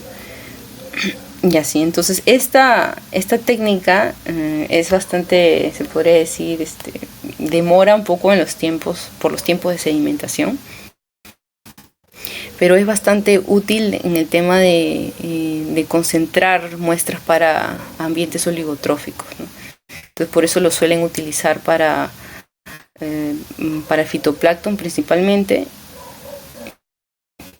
sí, para fitoplancton en general, y para algún ambiente oligotrófico en el cual yo me encuentro, ¿no? Aquí también por aquí yo les comparto un link de cómo se utiliza esta cámara de Utermo, porque parece un sistema sencillo, pero al principio, cuando recién los vamos a utilizar, pueden haber ciertos accidentes, que se nos derrame la muestra, de que generemos burbujas dentro de este sistema de cerrado, y a veces esas cosas un poco que no ayudan mucho a sedimentar bien la base de la cámara cuando yo tenga que cortarlo, ¿no? Igual para esta técnica también hay metodologías o hay estrategias de conteo, ¿no? Una vez que yo tengo la cámara de último cortada en la base, voy a trabajar en relación a una circunferencia. Entonces, en esa circunferencia, habitualmente lo que se hace en el lente ocular de este microscopio invertido, que por cierto, para esta técnica era algo importante mencionar que sí o sí se van a utilizar microscopios invertidos, ¿no? Entonces, en la parte ocular, o el lente ocular del microscopio, de este microscopio, vamos a tener unas franjas elaboradas manualmente. Ojo que con estas franjas hay que saber la distancia que nosotros estamos teniendo, ¿no? O sea, la distancia que estamos generando estas líneas entre, se podría decir, entre las líneas horizontales en general y la circunferencia, ¿no? O sea, tenemos que saber las dimensiones del microscopio en particular que nosotros estamos utilizando, porque eso también va a ser parte de la fórmula. Y luego en la base, donde se pone la cámara, lo que nosotros vamos a observar va a ser prácticamente toda, podemos hacer un recorrido, un barrido de toda la muestra, pero de la parte A que nosotros vamos a ver en el ocular, es para justamente direccionar esta distancia horizontal o esta franja dentro de la lectura de la base, ¿no? Entonces eso significa que yo voy a hacer varios recorridos a lo largo de toda la muestra siguiéndome de las dimensiones de esta franja que yo generé en el ocular. Entonces así yo puedo hacer un barrido de toda la cámara sin perder o sin volver a leer doble, ¿no? Con esta guía del lente ocular. Igual también aquí las estrategias que se van a utilizar dependiendo de la densidad de cada organismo. Si tengo un organismo poco denso, estoy obligada a leer toda la cámara, ¿no? o toda la base del Utermon. Si es que tengo organismos muy densos, tengo la facilidad de leer una sola franja y generalmente van a ser las franjas del centro de la circunferencia, y tomando en cuenta también el objetivo al cual yo voy a analizar. Entonces esto también en la fórmula contempla si yo hago una lectura a 100x, si hago una lectura a 400x o si hago una lectura a 1000x.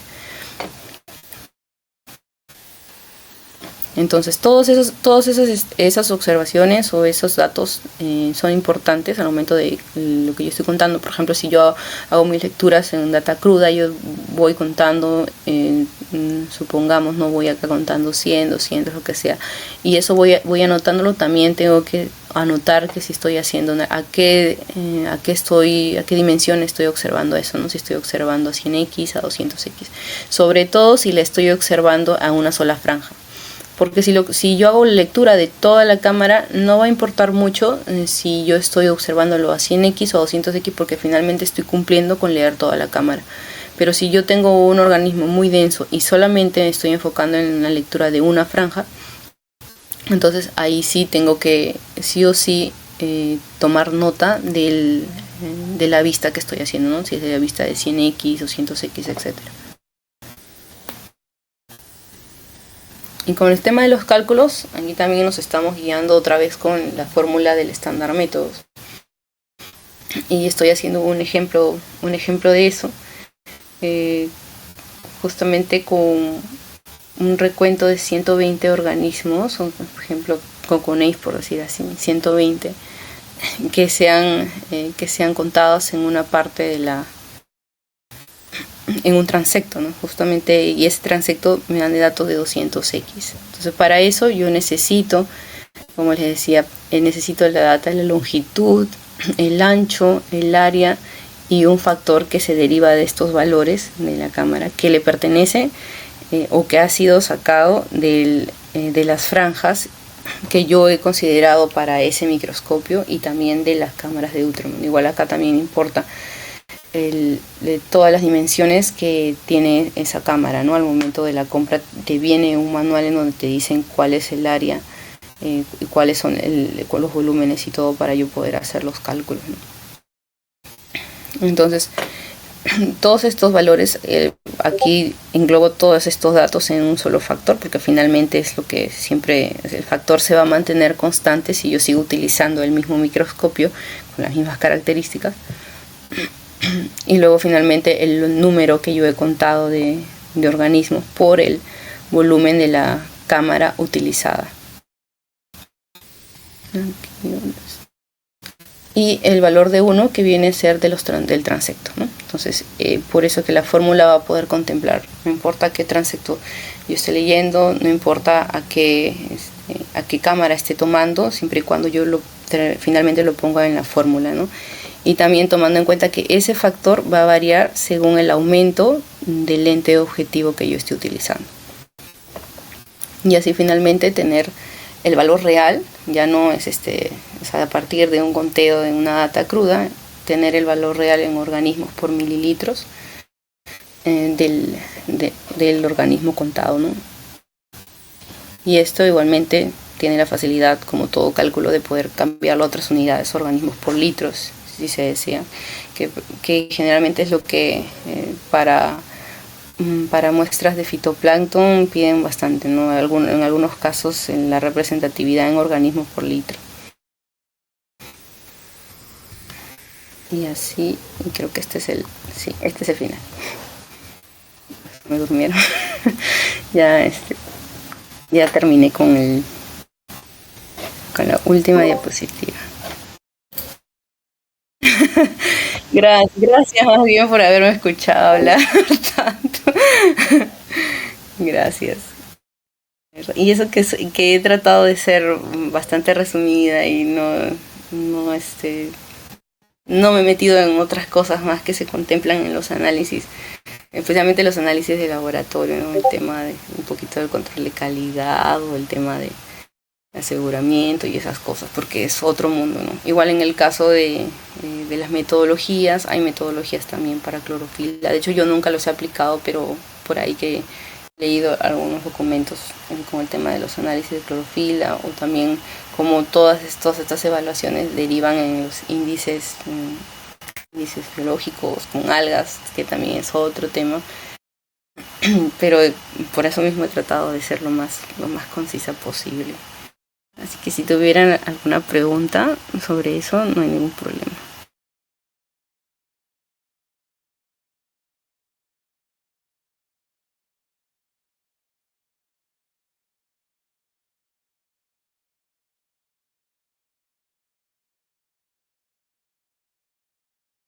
Se me durmieron.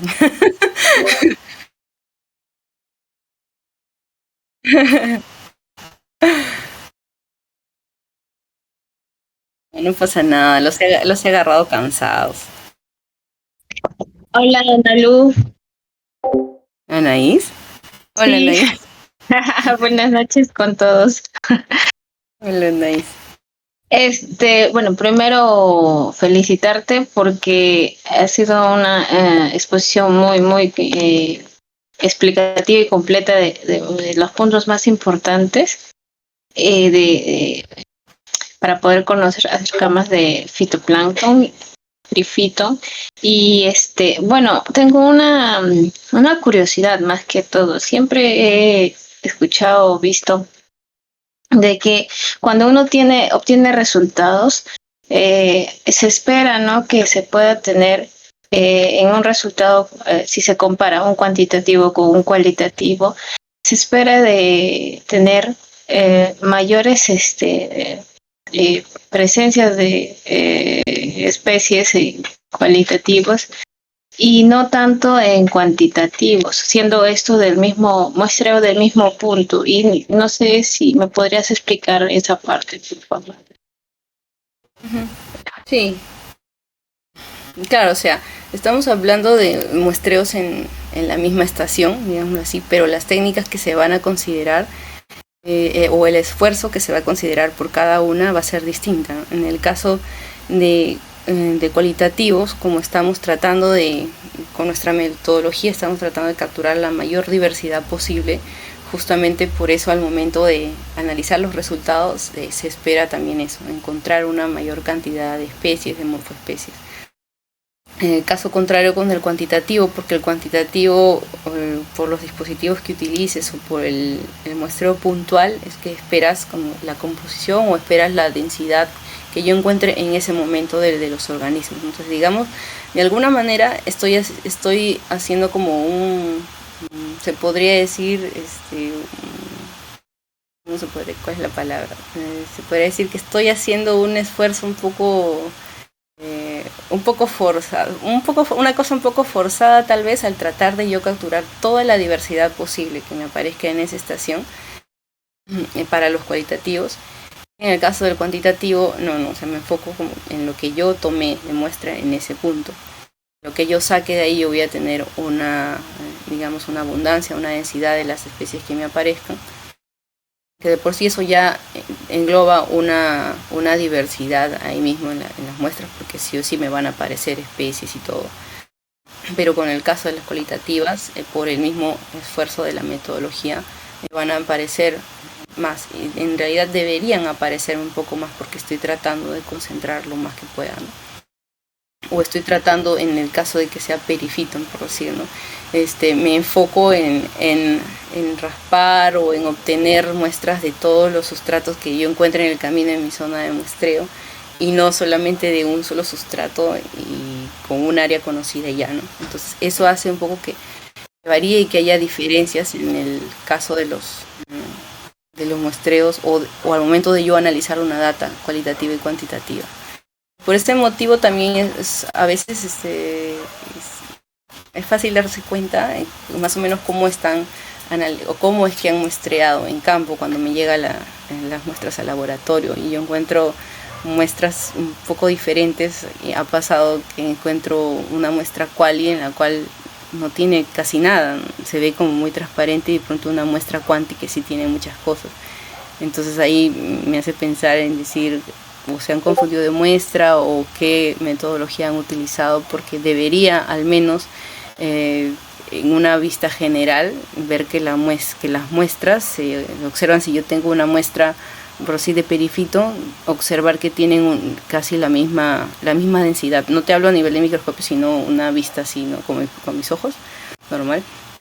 Ver que vienen casi de un mismo punto, ¿no? Ya la diferencia va a aparecer cuando yo las encuentre a nivel del microscopio y puedan de repente saltar a la luz algunos organismos que no se han contemplado en mi metodología cuantitativa, porque también la metodología cuantitativa, ojo que tengo todo el tiempo que hacer este proceso de homogenización para que se pueda de alguna manera ser representativo o replicar a la comunidad que yo tomé en punto dado, ¿no? Del muestreo.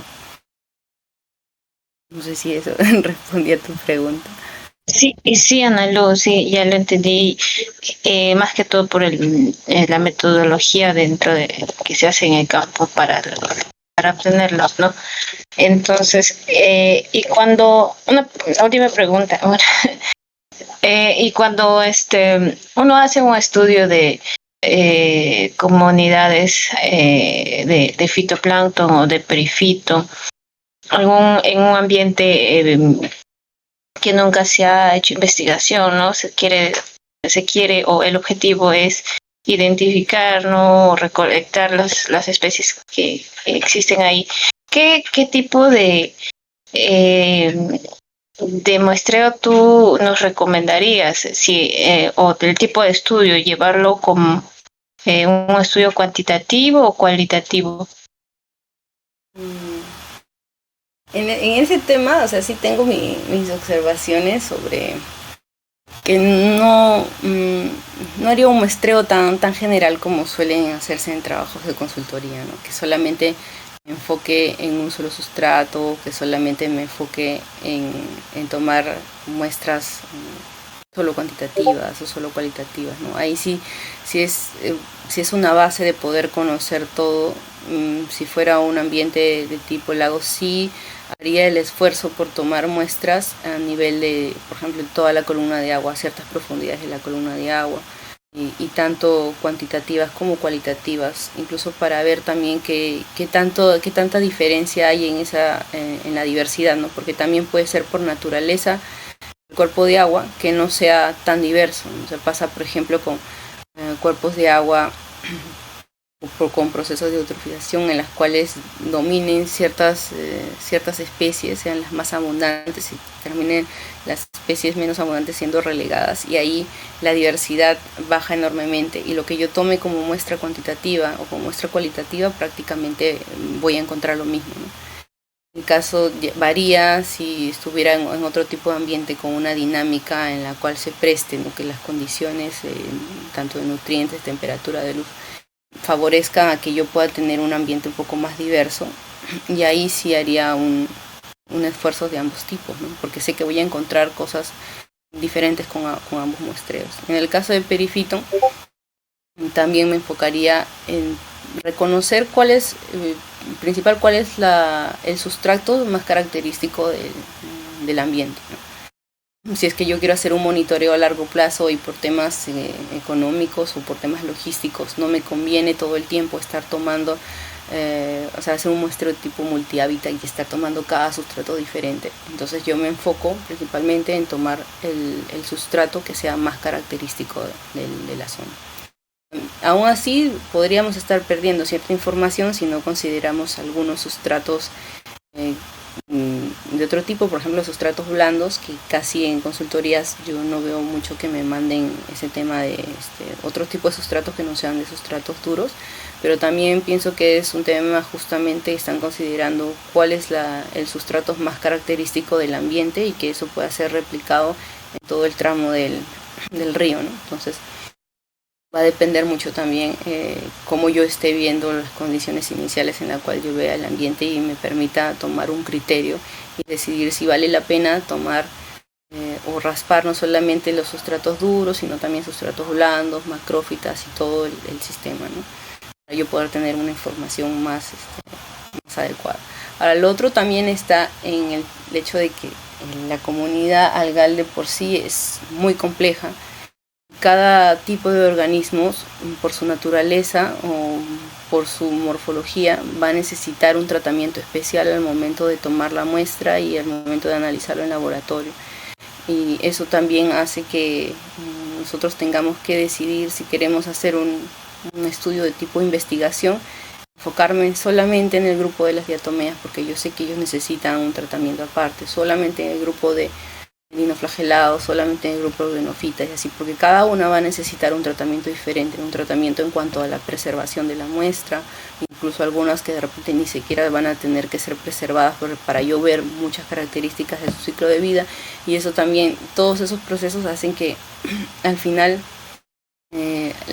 debería, o lo adecuado que debería hacer es que me lleguen muestras por cada cierto grupo de organismos, ¿no? Que eso se puede realizar tal vez en un estudio tipo de investigación y no tanto en la práctica de consultorías, porque eso logísticamente hablando es un poco contraproducente para las consultoras, ¿no? Es complicado. Pero en tema de la investigación, pues sí hay un poquito más de carta abierta a que un especialista o varios especialistas se enfoquen en varias comunidades para tener una información más detallada, más completa, ¿no? Para la parte tanto taxonómica como y eso que a la larga pues dé una verdadera información ecológica, ¿no?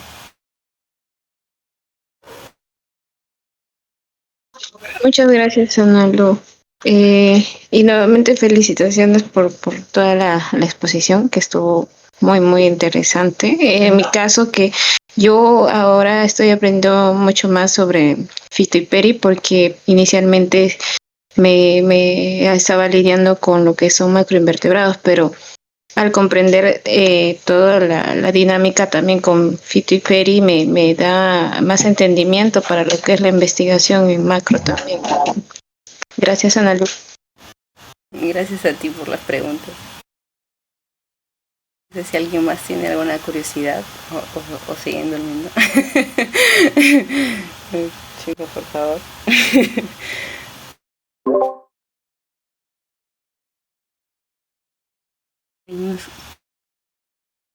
Se escucha entrecortado.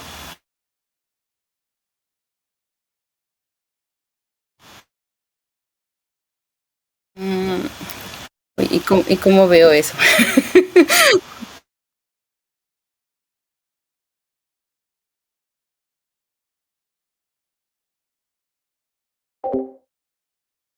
¿Dónde está?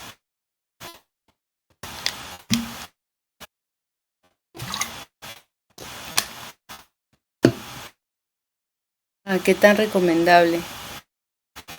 Sin previa observación.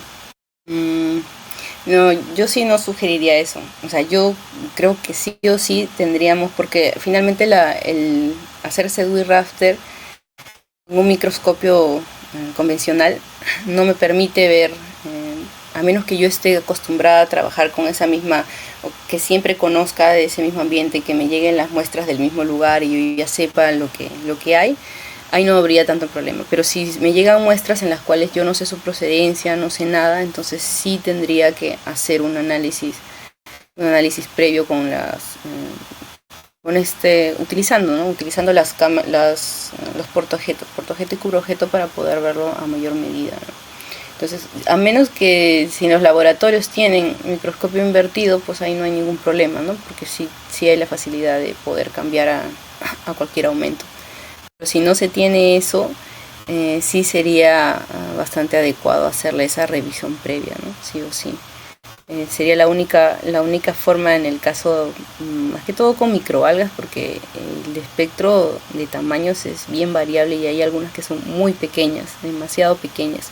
Entonces me ha pasado a mí que solamente al verlas a 1000x recién he podido diferenciar lo que estaba viendo, ¿no? Entonces al acostumbrar mi vista a un mayor aumento y luego retroceder y llevarlas poco a poco a menor aumento, entonces ya me hacía de una manera un poco más fácil poder ya contarlas cuando yo las viera en cámaras de CDU raster. Recuerdo en una oportunidad también haber tomado otra estrategia, ya no tanto con cámaras de CDU raster, sino haciendo lecturas directamente con el portaobjeto, porque había pasado que cuando yo puse una muestra en el portaobjeto me había encontrado con microalgas que tenían exactamente el mismo tamaño, pero que eran de distinto género, ¿no? Entonces esas a una vista de lecturas de 100x se confundían, ¿no? Entonces en esos casos no me quedaba otra que hacer una lectura y como eran muy abundantes, sobre todo eso porque eran recontra abundantes, poder hacer las lecturas valiéndome de los portaobjetos y tomando en cuenta dimensiones y medidas, ¿no? Para poder después extrapolarlas.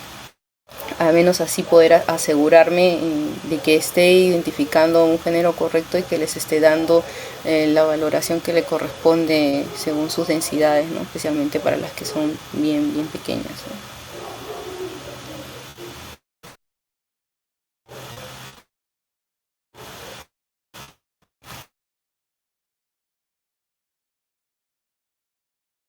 Bueno, no sé si tienen alguna pregunta. Yo recién estoy viendo el chat aquí.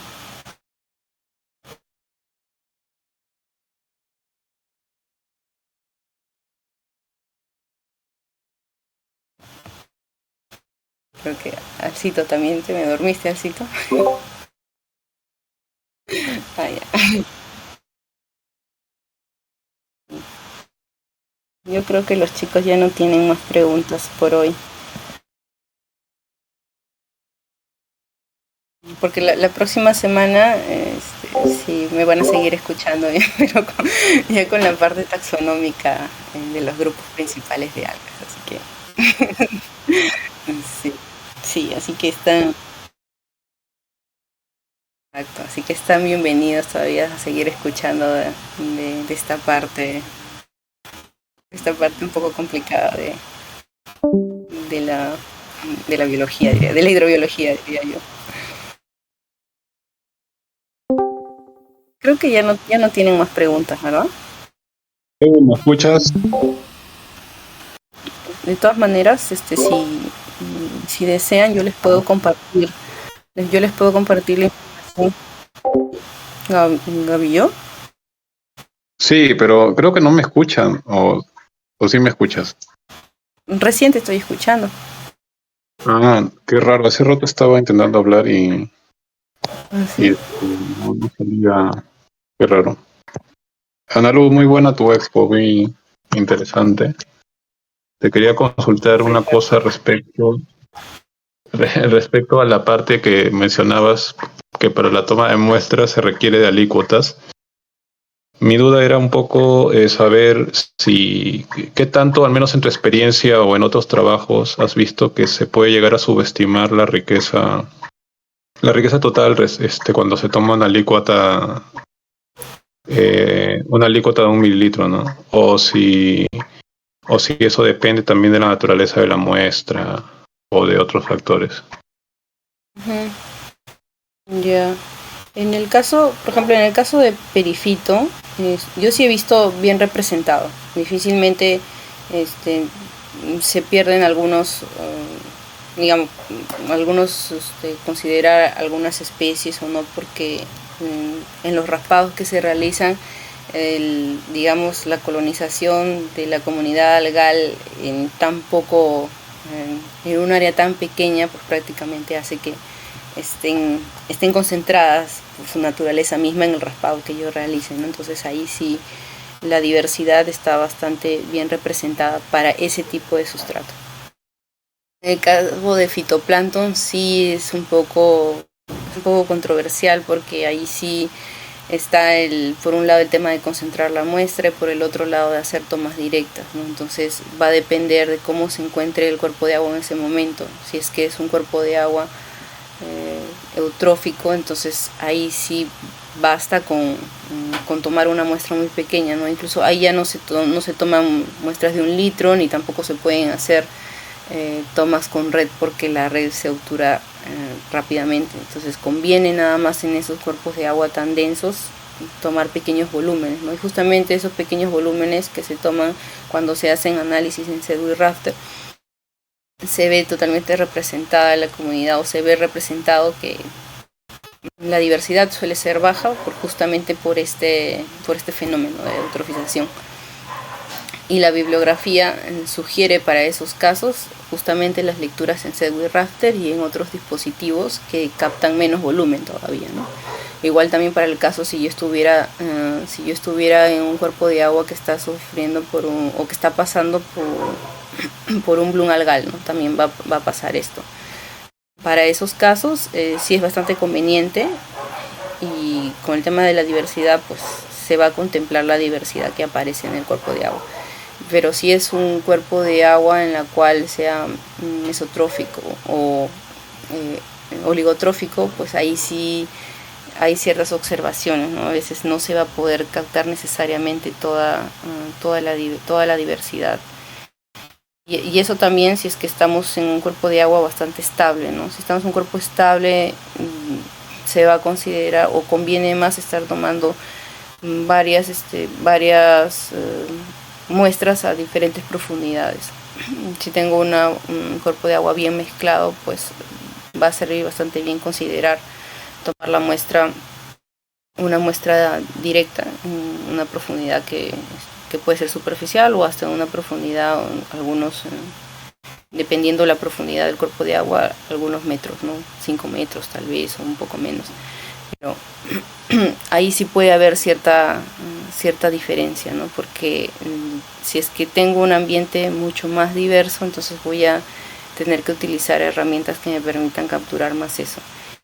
De todos modos, dentro del proceso de muestreo también está el hecho de contemplar la homogenización también, porque cuando se utilizan dispositivos como por ejemplo las botellas hidrográficas, que se toma la muestra en un punto dado, pero cuando esa muestra dentro de la botella, que puede ser, supongamos una botella que capture 5 litros o 8 litros, tengo que homogenizar toda esa muestra y volver a ponerlo en un frasco más pequeño, ¿no? Los frascos que llegan al laboratorio. Entonces a partir de eso, en todo ese proceso es probable que sí se pierda, que sí haya una pérdida de diversidad en algunos casos. Y experimentalmente por ahí probé con una muestra en la cual yo leía varias alícuotas, y en una alícuota de las que eran de densidades medias a densidades abundantes sí me aparecía representado perfectamente en todas las lecturas, pero en las que eran menos abundantes no, o sea, a veces aparecía, a veces no aparecía, o a veces aparecían cosas diferentes en cada lectura, ¿no? Entonces eso también me hacía tomar en cuenta este tema de la probabilidad que existe en que pueda aparecer una especie o no, de aquellas que no son tan abundantes, que justamente es la naturaleza de ese cuerpo de agua, ¿no? Es la diversidad en sí. Y ocurre mucho eso cuando tengo mucha diversidad en cuerpos de agua oligotróficos y mesotróficos, ¿no?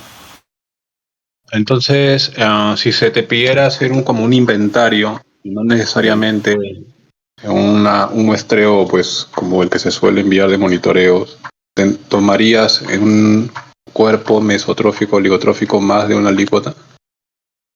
Sí, yo haría, para asegurarme de eso, yo haría más lecturas, ¿no? Eh, más lecturas de la cámara de Segwit Raster hasta ver que ya no encuentre cosas diferentes. Eso me permitiría asegurar. En la investigación perfectamente se podría hacer eso, ¿no? En la práctica con temas de consultoría no sé si lo permitirían tanto, porque eso hace que las lecturas en las cámaras demoren mucho más, ¿no? Ya no estás leyendo una sola, es como que ya no estás leyendo una muestra, sino estás leyendo varias muestras. Como que de una muestra, si yo quiero hacer 10 lecturas de Segwit Raster, es como si estuviera leyendo 10 muestras que me trajeran mi campo, ¿no? Entonces eso toma su tiempo, así que dependería de lo que realmente quiera. Si quieren ellos hacer una investigación de ese tipo, también contemplar el hecho de los tiempos de resultados sobre ese tipo de análisis, ¿no?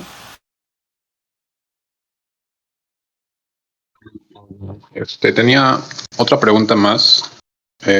Por ejemplo, en el caso de eventos, hay algunos grupos que de por sí no tienen un desarrollo poblacional explosivo. O sea, por ejemplo, familias como Coridalide, Ulie, ¿no? O sea, siempre cuando dominan, igual nunca van a dominar tantos, por ejemplo, cuando se encuentran quironomios, que llegamos a encontrar miles, o algunos efemerópteros, ¿no? Bueno, mi pregunta iba más si en el caso del perifitón o del plancton pasa también con algunos grupos así, ¿no? Que su desarrollo poblacional no es así explosivo como otros grupos de algas, o no hay esa diferencia entre ellos.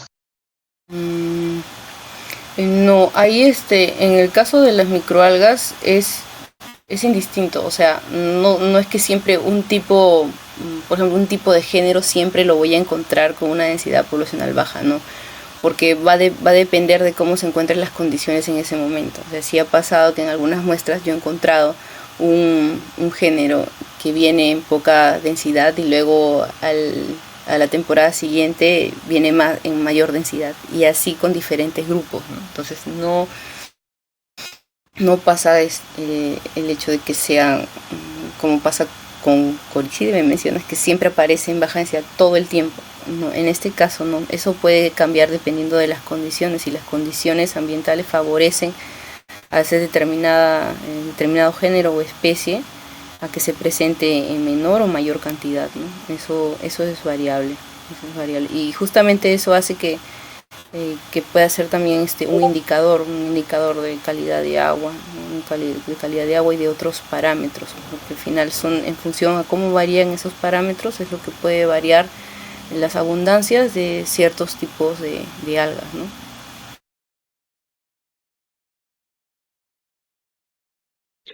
Gracias. Muy, muy claro todo.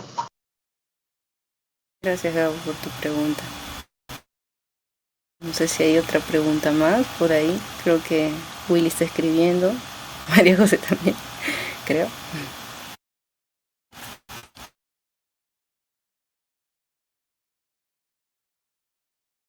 Bien, pregunta. ¿Una muestra cargada por el método de Gutermo es factible hacer diluciones?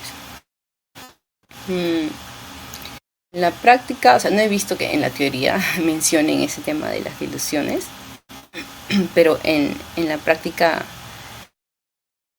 se ha visto que cuando se ha puesto que una muestra no parecía tan densa, y al final cuando se han puesto en Gutermo sí ha tapado toda la cámara, sí se ha tenido que pasar las lecturas de Segwit Raster. Era la única manera de que la muestra sí pueda estar, se podría decir, con una densidad en la cual me permita poder hacer la lectura, porque ojo que en las muestras no solamente están las densidades de las algas que se han capturado, sino también está materia orgánica, está hasta un poco de sedimento en algunos casos, y si las muestras vienen con todo ese paquete, no permiten hacer las lecturas como deben de ser, ¿no? Entonces ahí sí queda valernos de otras herramientas para poder hacer la lectura. obviamente con muestras cargadas, sí voy a recomendar todo el tiempo utilizar Segwit Raster. Más que la técnica de Utermo, porque justamente la técnica de Utermo fue realizada para ese fin de concentrar la mayor cantidad de volumen para ambientes oligotróficos, ¿no? Entonces no solamente es una técnica que se utiliza para hidrobiología, sino lo utilizan también para hacer muestreos en cuerpos de agua de consumo humano, ¿no? Justamente para poder capturar todo lo que alguna alga, o sea, como que la mínima detección posible, ¿no? Que se aparezcan 1, 2, 3 algas, que sí lo puede lograr el método de Utermo, pero no la de Segwit Raster. Tengo otra pregunta.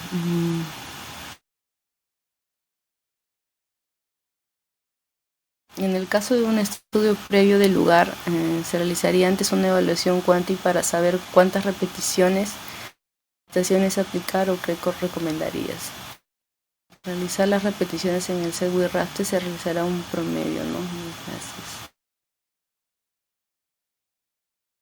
Muy bien. Ya, la primera pregunta. Yeah. Tiene que ver con el tema del muestreo, ¿no? En las estaciones. Si fuera un estudio, o sea, preliminar de la zona que no se haya realizado antes. Como creo que mencioné un poco, que sí convendría poder tomar la mayor cantidad de muestras posibles en un cuerpo, cosa que así yo puedo asegurarme y levantar información de toda la diversidad posible que pueda encontrar, si es que así la logística me lo permitiera. Y lo otro, el tema de las repeticiones también está en función a las dimensiones, no solamente del tipo de ambiente que me encuentre, sino también del tamaño de ambiente, ¿no? Por ejemplo, en el caso de que si yo tengo un cuerpo de agua léntico de tamaño reducido o pequeño, se espera de alguna manera que superficialmente yo tome pocas estaciones a comparación de un cuerpo de agua léntico en la cual sea inmensamente grande y esté rodeado de diferentes, o digamos de diferentes, colindante con otros tipos de vegetación o cualquier otro, digamos, o otra condición ambiental que haga que tengan ciertas diferencias, ¿no? En el caso de que se hagan estudios en la cual yo quiero ver un impacto en una determinada parte de ese cuerpo de agua, entonces yo voy a tener que tomar muestras cercanas al impacto y lejanas al impacto, como también para hacer una comparación de eso, ¿no? Y ahora el tema de las repeticiones en Segwit Raster como un promedio. Es que eso depende, o sea, yo voy a hacer lecturas de Segwit Raster para asegurarme que estoy encontrando lo mismo y ver justamente que se cumpla esa probabilidad de que así me está apareciendo y finalmente yo quedarme con una de las lecturas. Si yo quiero hacer, ahí no convendría tanto hacer un promedio, sino en todo caso quedarnos finalmente con una de lectura, porque al final todas las lecturas parten de muestras homogenizadas.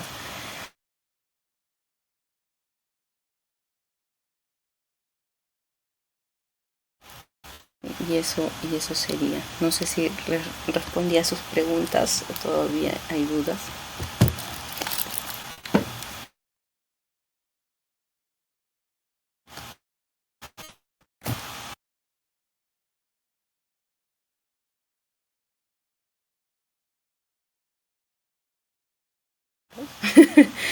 Creo que ya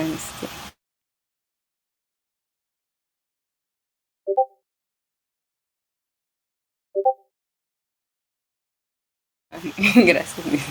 Gracias por tu pregunta, Williams. Igual, gracias chicos más bien por tomarse un tiempo para escuchar esta exposición. Y como les decía, no hay ningún problema en yo poder compartirles las diapositivas que tengo o información o material adicional también, si es que está en mis posibilidades pasarles, no hay ningún problema. También ahí les comparto por el correo, me pueden escribir y cualquier cosa, estoy a su servicio para cualquier consulta. Incluso si es que no supiera algo, también me tomaría el trabajo de buscar de buscar por donde sea la información o la respuesta a algo, porque igual en este camino de estar viendo el tema de taxonomía con microalgas y el análisis en laboratorio y todo, para mí es estar aprendiendo todo el tiempo, porque las cosas siempre se actualizan con estos grupos, así que siempre estoy ahí aprendiendo de sus preguntas también.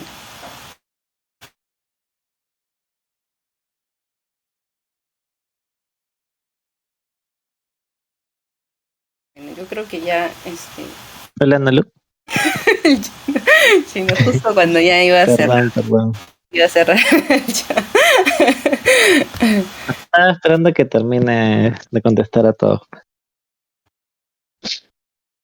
Tengo una consulta por el lado de toma de muestra. ¿Se me escucha? Mi conexión está un poco mal. No sé, tal vez te habrá llegado alguna muestra que tiene muy poco volumen de filtrado. Por ejemplo, en algún proyecto me ha pasado que la metodología me pide filtrar 100 litros, 120 o incluso más, pero luego llego al cuerpo de agua. Suelen ser quebradas muy pequeñas y casi no tienen caudal de agua, incluso diría que bueno, muy pequeña.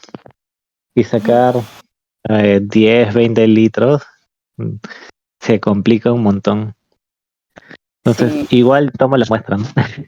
Me ha pasado, justo ahora estoy en un proyecto que me piden 120 litros y en un lugar nos hemos demorado 20 minutos, un poco más, para recolectar 20 litros de muestras. Y ya te imaginas el poco caudal que había.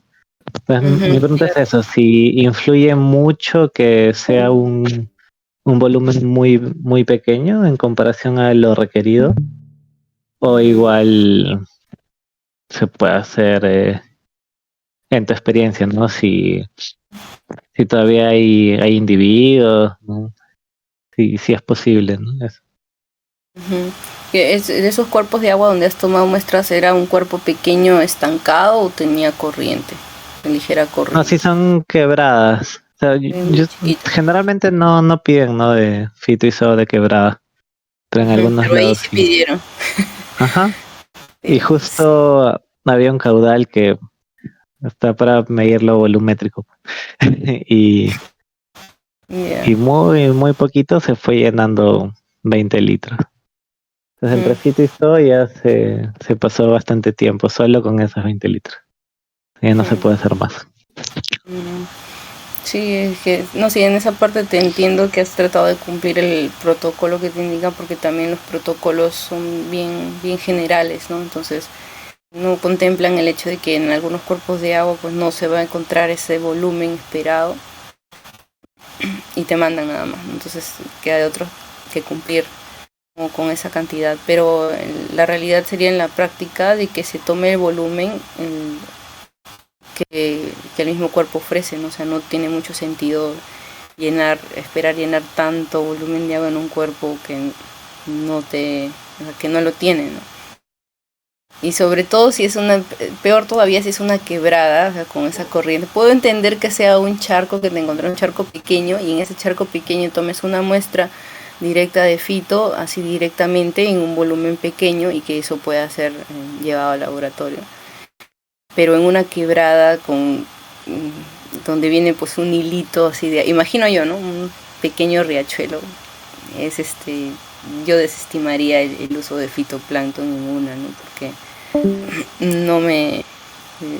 es muy probable que yo encuentre todo el tiempo muestras de otra parte, no muestras directas del punto, ¿no? Entonces no tendría mucho sentido. De que se vaya a encontrar algún resultado, sí se va a encontrar, ¿no? Porque se están trayendo muestras derivantes, o sea, algas siempre van a haber sueltas del mismo punto, sueltas de partes superiores. pero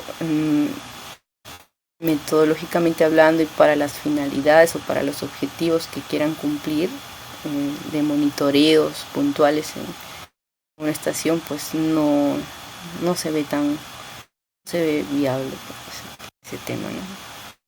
Ese muestreo.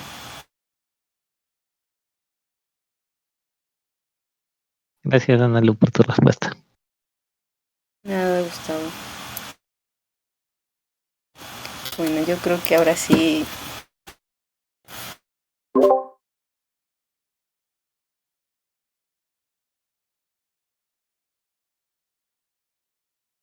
Gracias, Elcito. Gracias, Elcito, por estar de maestro de ceremonia. Así que, los espero el próximo viernes. Por este mismo canal. Y ya, creo que Karencita está escribiendo también. Gracias chicos. Gracias más bien a ustedes por escuchar un poquito de este tema. Así que ya yo los despido y me retiro porque tengo que seguir avanzando unas cositas del trabajo y descansar. Así que cuídense y gracias a todos otra vez por escucharme. Ya nos vemos el próximo viernes. Chao, Elcito, gracias.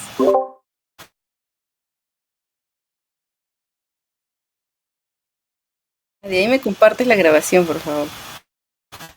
Pues ya después, cuando tengas tiempo. Ya. Sí, eso estaría bueno. Ya, chicos, nos vemos, chicos. Cuídense. Bye.